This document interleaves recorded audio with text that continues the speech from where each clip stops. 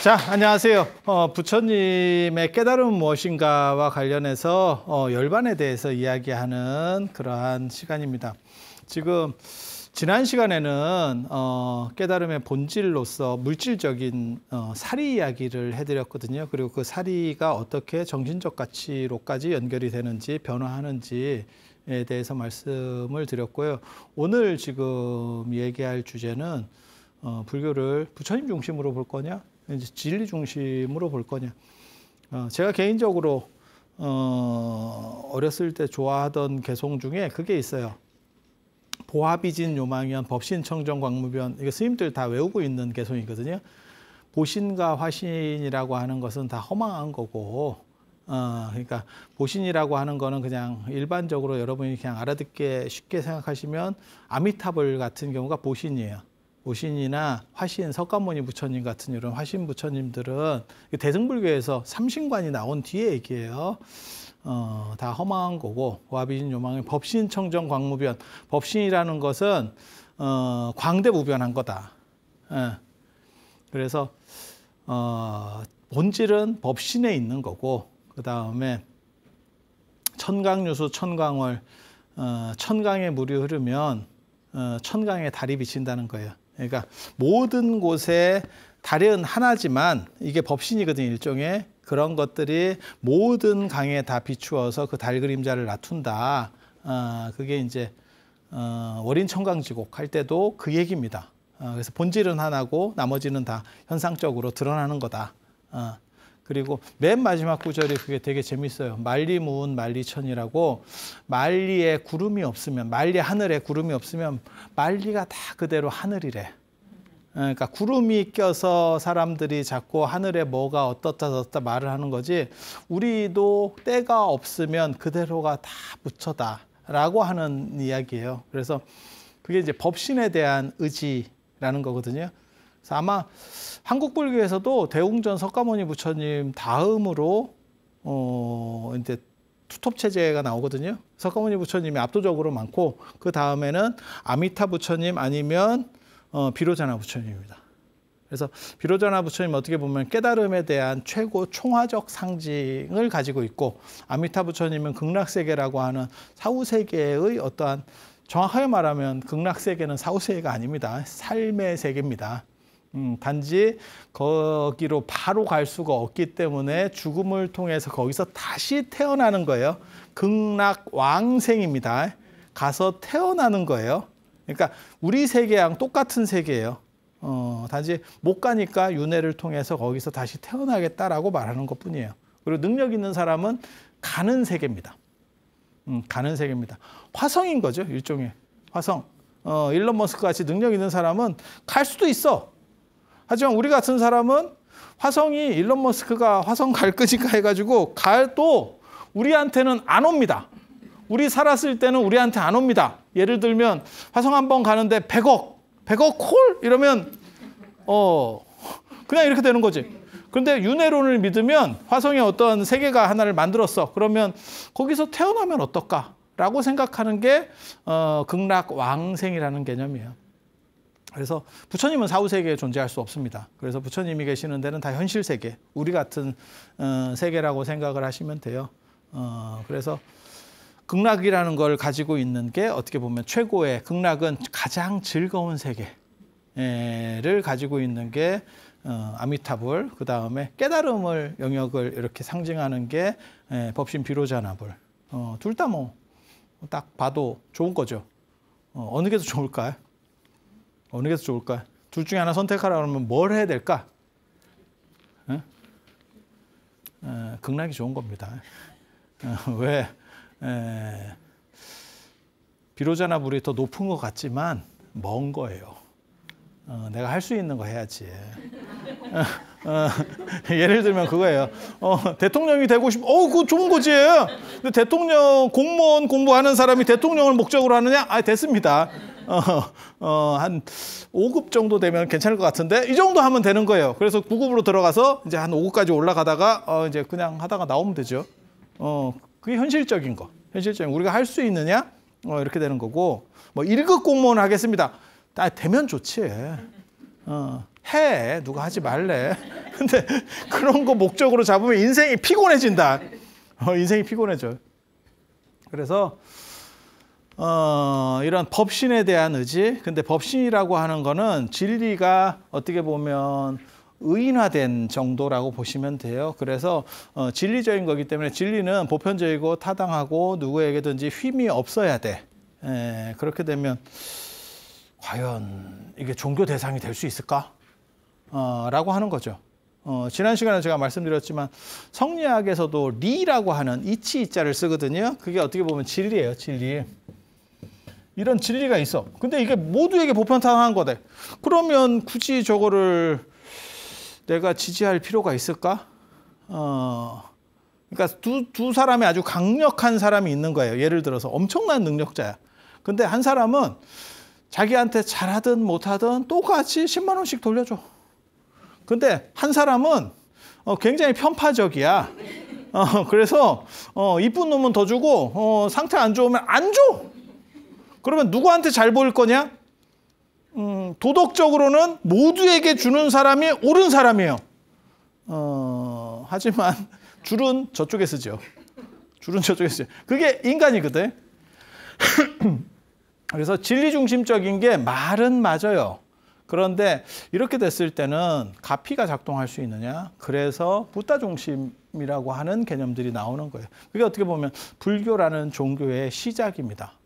그리고 거기에 뭐가 있냐면 열반한 부처님은 도대체 존재하는 거냐 마냐의 논쟁이 있어요.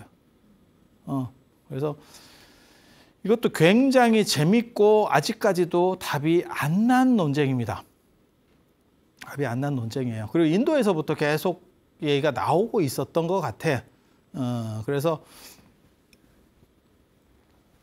열반이라고 하는 것이 소멸인가? 라는 생각이 있거든요. 열반이란 건 뭐냐면 불을 끈다, 불을 껐다 이런 거예요. 타오르는 불을 껐다. 그래 껐는데 어쩌라고? 그러면 그 꺼진 뒤에 없어? 없으면 기도하면 뭐가 될 것 같아요? 이 생각이 있는 거고. 꺼진 뒤에 뭐가 있나? 그러니까 예를 들면 이런 칠판이야. 여기에 글이 쓰여 있어. 이걸 내가 다 지웠어. 그러면 칠판은 있어야 되는 거 아니냐? 글이 없는 거지 칠판에 있어야 되는 거 아니냐? 그래야 또 다른 걸 쓸 수 있지. 라고 하면 붓다 중심이라고 하면 돼요. 글을 쓸 필요가 없고 다 지워서 글이라는 게 필요가 없으면 칠판도 필요 없는 거 아니냐? 칠판도 없어야 되는 거 아니냐? 이렇게 생각할 수도 있는 거예요. 그래서 이런 논점들이 나오는 게 이제 열반은 소멸인가? 열반은 소멸이면 안 되고 열반이 이제 불이 꺼지거나 불을 끈 거거든요. 그래서 열반은 현상 안에 있어서는 안 돼. 우리가 사는 데 있어서는 안 돼. 왜? 윤회를 넘어선 거니까. 현상 안에 그대로 있으면 윤회 안에 있는 거니까 그럼 뭐 한다고 열반? 이렇게 되는 거거든요. 깨달아서 뭐 하냐? 니너. 그러니까 우리 그런 거 있잖아요. 저 사람이 돈을 잘 번대. 근데 내가 100 버는데 한 달에 100 버는데 저 사람 120 벌어. 그래 봤자 뭐. 한 200, 300 버는 것도 아니고 100 버나 120 버나 50 보, 100 보지. 그게 뭘 대단한 게 있어서 나한테 무슨 뭘 얼마나 죽었냐. 이해가 돼? 그래서 열반은 이 세상에 있어서는 안 돼. 윤회를 극복한 어떠한 또 다른 논리적 층위가 다른 곳에 있어야 돼. 그런데 소멸해서도 안 돼. 소멸하면 감흥을 못 줘. 감흥을 못 줘. 그래서 너무 멀리 있어도 안 되고 너무 가까이 있어도 안 돼. 너무 가까이 있으면 우리랑 뭐 비슷한 거 아니요? 너무 멀리 있으면 막말로 얘기해서 태양보다 밝은 별이 우주에 한두 개겠어? 수도 없이 많지만 우리 태양계 안에서는 태양이 짱이지. 왜? 딱 그 정도에 있는 거죠. 너무 가까이 있으면 절단 나는 거죠. 절단 나는 거예요. 그래서 그렇게 있는 거고, 그래서 뭐가 있냐면 대승열반경에 그렇게 나와요. 사권의 사상품에 보면 불이 꺼지면 사라지는 것 같이 번뇌를 멸한 것이 열반이다. 그렇지만 열반을 항상 해서 머무는 것이지 머무는 것으로 변화하지 않는다. 그러니까 그것은 있으면서, 그러니까 윤회를 벗어나 있는 또 다른 존재로서 열반성에 들어서 중생의 바람을 들어준다. 이렇게 생각하는 거예요. 진리적으로 모두에게 평등하다 이게 아니고 그래서 법화경하고 열반경이 원래는 기도하면 어떻게 보면 가피가 나오는 경전이에요. 그 다음에 23권에는 뭐라고 나오냐면 열애가 멸도한다고 생각하지만 실제로는 멸하는 게 아니다. 사라지는 것이 아니다. 또 다른 층위로 넘어가는 거다. 그러니까 뭐 어떻게 생각하시면 되냐면 게임에서 빠져나가서 지금 여기가 매트릭스 같은 그런 게임 세계야. 게임에서 빠져나가서 그 게임을 조작할 수 있는 상태로 돌아간다. 어떻게 보면 게임에서 사장이 되는 거지. 그렇게 바뀐다는 거예요. 그래서 너네들이 원하면 내가 패치를 해서 아이템을 떨궈 주겠다. 이제 이렇게 나오는 거예요. 그리고 이러한 논점이 실제로 계속해서 인도 불교에 존재하고 있었어요. 그래서 석가모니 부처님을 과거 사불이라 그래요. 비바시불, 시기불, 비사부불, 구류손불, 구나한모니불, 가섭불, 석가모니불 이렇게 과거 7불이라고 하거든요. 이 중에서 현겁 부처님으로는 구류손불, 구나한모니불, 그다음에 가섭불, 석가모니불 여기까지가 현겁의 부처님이에요. 이걸 과거사불이라고 하거든요. 과거사불, 과거에 존재하던 네 분의 부처님. 그러니까 열반한 분들은 과거라는 거예요. 현재가 아니고 이미 끊어져 버린 거지. 그러니까 여기서는 열반이 마치 꺼진 불과 같다 이런 생각을 하는 거예요. 멸도 상황인 것처럼 생각을 하는 거예요. 이렇게 되면 영험하지 않은 거지. 그럼 여기서 뭐가 나오느냐? 또 다른 누군가 기원의 대상이 필요해. 그 기원의 대상은 누구냐? 다른 부처님이죠. 그게 아미타 부처님이나 약사열애 같은 부처님. 이런 부처님은 열반하지 않는 부처님이에요. 열반하지 않는 부처님. 지금 살아계신 부처님. 아직 열반에 들지 않은 부처님. 그러니까 대승불교에서 다른 부처님이 나타나는 필연성은 뭐냐? 석가모니 부처님은 가신 분이고 임기가 종료된 분이고 영험함이 없을 거다라고 하는 생각하는 사람들이 있었기 때문에 그거를 대체할 수 있는 또 다른 부처님을 모셔야겠다라는 생각이 있는 거예요. 그런 걸 보고 타방불이라고 합니다. 타방불. 다른 세계에 있는 부처님. 왜냐하면 부처님은 한 세계에 한 분만 존재하기 때문에 요 세계에는 이미 가셨고 그 다음에는 누가 오냐면 미륵이 오는데 훨씬 뒤에 온대. 지금은 걸석이에요. 그러니까는 앞에 임기는 끝났고 뒤에 임기는 시작이 안 돼. 왕하고 이게 부처님이 약간 다른 거예요. 왕이라는 거는 단 하루도 비우지 않거든요. 역사적으로 보면. 그래서 돌아가시면 바로 연결되는 거예요. 이게. 이해가 되죠? 근데 부처님은 이게 띄엄띄엄 옵니다. 띄엄띄엄. 그렇게 해서 석가모니 부처님은 가셨고 미륵 부처님은 아직 지금 인수위를 구상 중에 있어.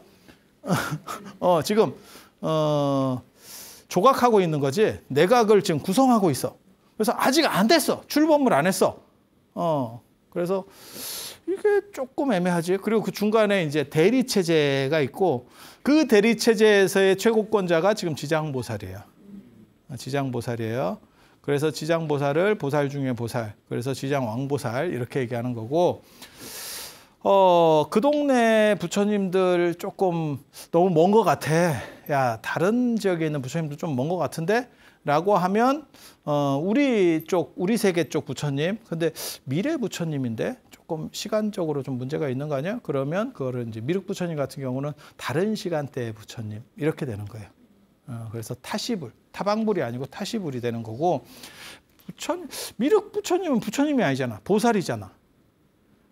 보살이잖아. 지금 현재는 미륵 보살이잖아. 나중에 부처님이 되는 거니까. 지금은 당선인이니까.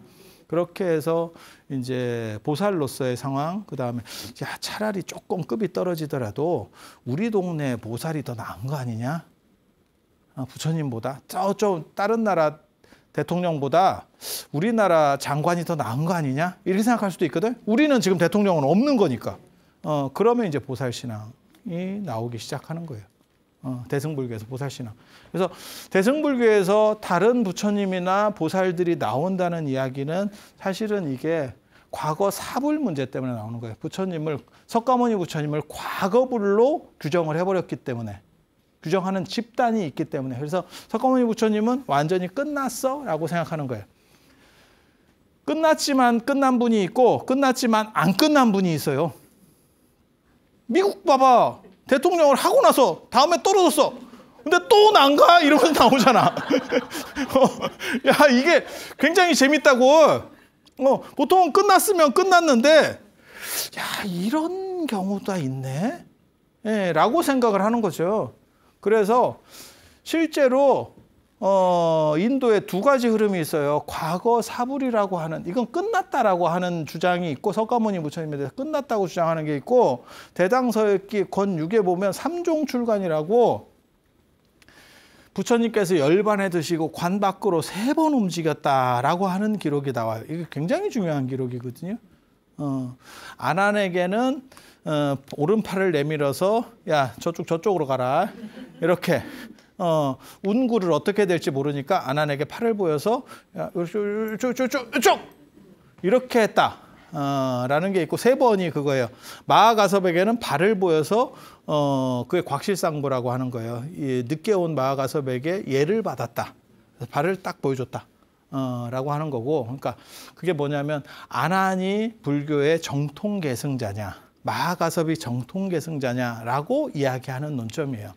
논점이에요. 그리고 또 한 가지가 뭐냐면 어머니를 위해서 설법하셨다라고 하는 대목이 나옵니다. 위모설법에 대한 얘기가 나와요. 그러니까 도리천에 계시던 어머님이 아들이 돌아가시는 걸 보고 열반하시는 걸 보고 슬퍼하니까 아, 어머니 그렇게 하면 안 됩니다라고 하면서 몸을 일으켜서 관 밖으로 몸을 일으켜. 제가 책에도 그 사진을 넣어놨어요. 그래서 어머니가 눈물을 흘리는 거, 그다음에 부처님이 관에서 일어나서 설법하시는 거, 그게 그림에도 있습니다. 예전 그림들, 팔상도나 안 그러면 열반도에 그런 것들이 나와요. 그런 그림들이. 그래서 이런 내용들, 이건 뭐냐면 열반한 뒤에도 부처님은 끝난 게 아니다를 얘기하는 거예요. 그러니까 요 두 가지 스토리가 둘 다 대당서역기나 현장 기록이 같이 나오거든요. 그러니까 현장에 갔을 때는 부처님은 열반하신 뒤에도 뭔가 작용으로 움직이는 게 있어 라고 주장하는 파가 있었고, 그렇게 생각하는 파가 있고, 또 한 파는 그건 끝났어. 그쪽은 다쳤다. 그쪽에 줄 서봐야 아무 소용없다. 그쪽은 영양가 없다. 자고로 너 그런 속담 모르냐? 정승집 개가 죽으면 사람이 와도 정승 죽으면 사람 안 오는 거다. 이렇게 주장하는 파가 하나 있고, 그 어른이 돌아가셨다고 생각하지 마라. 돌아가셨지만 마쿠에서 상황이 두 종류가 있다니까.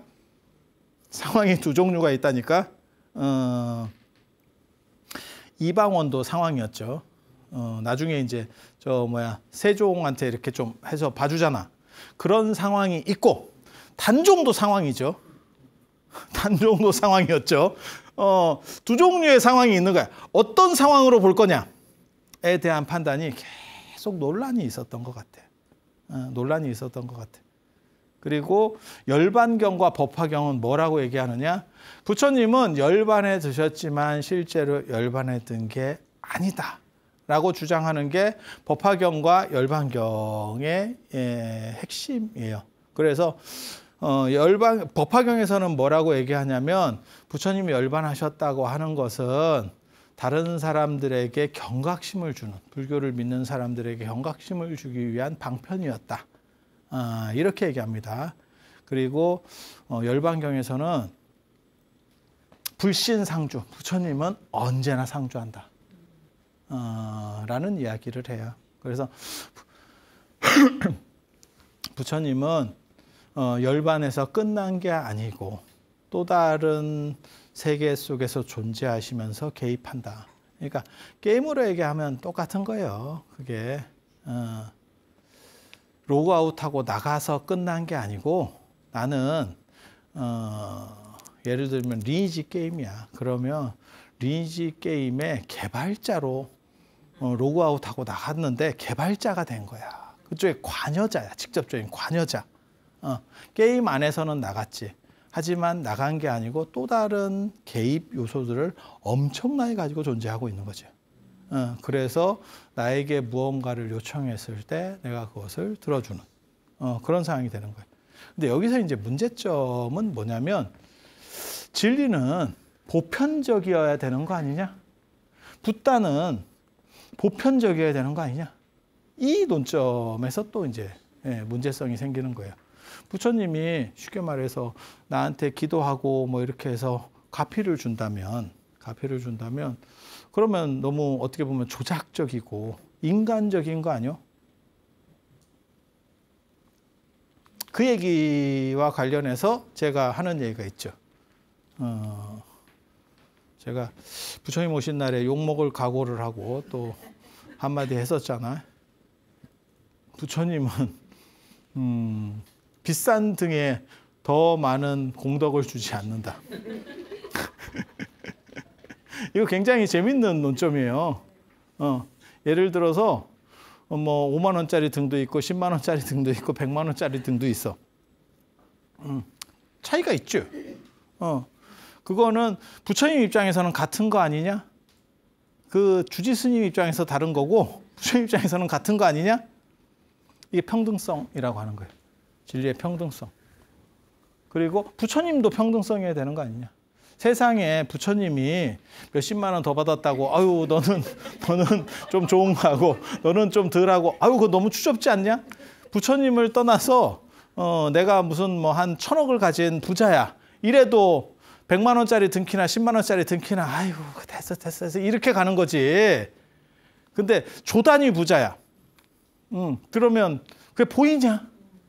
그런데 더 위에 있는 절대점에 있는 분 입장에서 10만 원짜리와 100만 원짜리하고 뭔 차이가 있냐?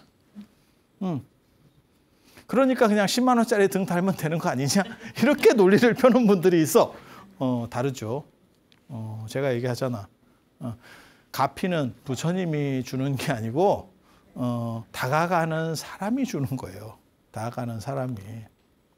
그래서 부처님은 평등이어야 돼. 부처님이 만약에 차등을 실행해버리면 그러면 문제가 벌어져요. 그거는 깨달은 사람이 차등을 둔다라고 하는 것은 어떻게 보면 아직 완전성에 도달하지 못했다는 뜻이 되잖아.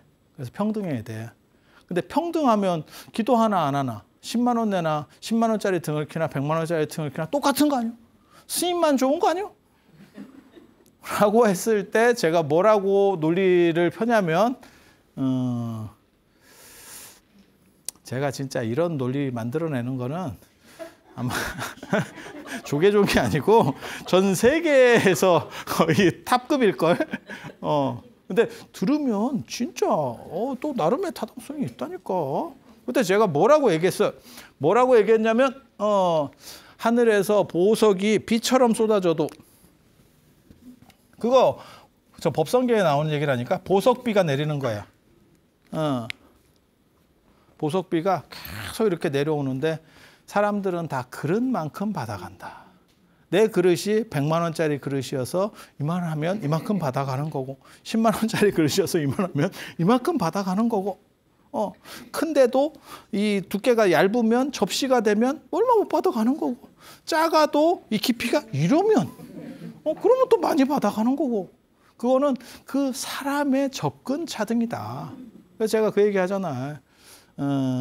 한전에서 전기를 똑같이 쏴줘도 고속 충전기를 쓰는 사람과 저속 충전기를 쓰는 사람의 핸드폰 충전 시간에는 차이가 있다. 그리고 고속 충전기를 쓴다고 다 빨리 충전이 되느냐? 그게 아니고 선도 두꺼워야 된다. 얇은 거 충전선 얇은 거 쓰면 이게 걔는 자 220볼트를 한전에서 쏴줘. 어느 집에는 110을 쏘고 어느 집에는 60을 쏘고 어느 집에는 300을 쏘는 게 아니야. 한전은 다 평등하게 쏴줘. 그런데 내가 약간 싼 저속 충전기를 샀어. 3,000원짜리. 그런 걸 사면 핸드폰을 충전시키는데 2시간 반이 걸려. 근데 고속 충전기도 다 급이 있습니다. 뭐 10,000원짜리가 있고 20,000원짜리 있고 50,000원짜리도 있고 어떤 건 100,000원짜리도 있어. 그러면 노트북도 충전되고 막 이러거든. 그런 걸 쓰면 한 40분 정도면 충전이 다 끝나. 금방 돼. 엄청나게 빨라. 그 차이가 있어, 차이가. 그건 써보면 알아요. 그래서 한번 그 맛을 보면 저속 쓰기가 쉽지 않지. 이거 좀 달달하거든. 그래서 한전의 문제가 아니고 그 충전기의 문제, 그 다음에 플러스 그 충전선의 문제예요. 선도 커야 돼. 선도 굵고 짧은 게 좋은 거예요. 선도 굵고 짧은 거. 길수록 아무래도 조금 더 떨어집니다. 효율성이 떨어집니다. 그래서 저거는 그러면 충전기를 고속 충전기를 쓰고 선을 굵은 거를 쓰면 어떻게 되느냐? 비싸지죠. 비싸지죠. 부처님은 한전이에요. 부처님은 평등한데 다가가는 사람의 선택적인 판단에 의해서 가피의 차이가 난다. 라는 거예요. 그래서 부처님이 차등을 두는 게 아니고 이게 기독교하고 굉장히 차이라니까. 기독교는 신 자체가 차등을 두는 거예요. 믿는 사람, 믿지 않는 사람. 근데 불교는 그게 아니라니까. 그래서 태양을 향해서 선 사람과 태양을 등진 사람의 차이는 태양의 과오가 아니라는 거예요. 이거 얼마나 그럴듯해. 얼마나 그럴듯해. 그래서 부처님은 차등 없이 차등을 발생시키고 있을 수 있고 가피를 주지 않으면서 가피의 대상이 될 수 있는 거예요. 이 논리 구조가 나온다니까. 굉장히 이게 단순한 것 같지만 굉장히 재밌는 거예요, 이게. 그래서 부처님 중심적이면서도 진리 중심적인 평등성을 잃어버리지 않으려는 것들이 유지가 돼야 돼. 그걸 유지를 못하면 어떻게 되냐면 유신론 종교랑 똑같이 됩니다. 그러면 인격적이 되는 거고, 그 다음에 이쁜 놈에게 더 잘해주는 그 이상도 그 이하도 아닙니다. 그래서 열반경에서도 이 논점의 문제들이 계속해서 나와요.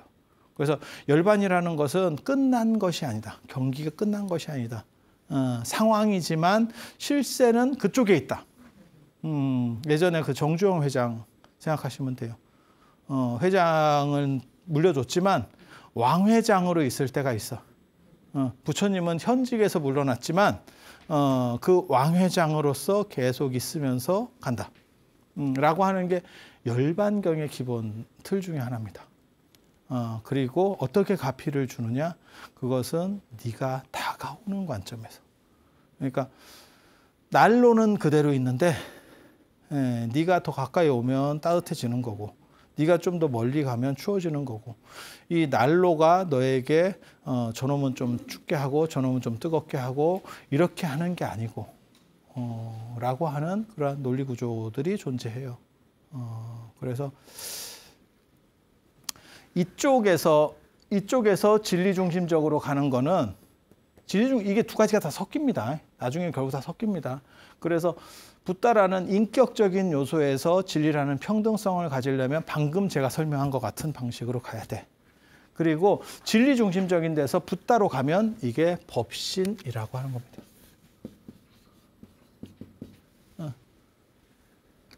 법신은 무변하여 아까 제가 맨 처음에 시작할 때 했었던 그 개송. 법신 청정 광무, 법신은 청정에서 광대하고 무변한 거예요. 그래서 마치 그거 생각해봐. 하늘이 구름이 가려져 있으면 얼마나 큰지를 모르는데 말기에 구름이 없이 깨끗하게 파란 하늘만 있으면 모든 내가 눈으로 보는 그대로가 다 하늘이래. 그게 마치 법신과 같은 거래. 근데 한 번만 더 생각하면 어쩌라고. 그게 나랑 뭔 관계가 있는데 라는 관점이 벌어지는 거예요. 그러면 나에게 그렇게 해서 뭘 해줄 건데.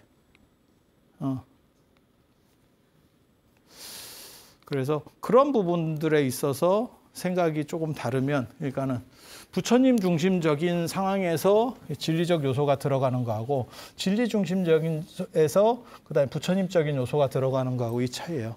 이렇게 들어가면 법신 개념, 이렇게 들어가면 법화경, 열반경 개념입니다. 그래서 열반경이나 법화경 같은 경우는 실상을 말하는, 그러니까는 본질을 말하는 경전이다라고 말하는 거예요. 본질을 말하는 경전. 그리고 두 가지의 가장 큰 차이점은 예전에도 제가 그런 얘기 잠깐 해드렸었는데 낙서금지 이야기,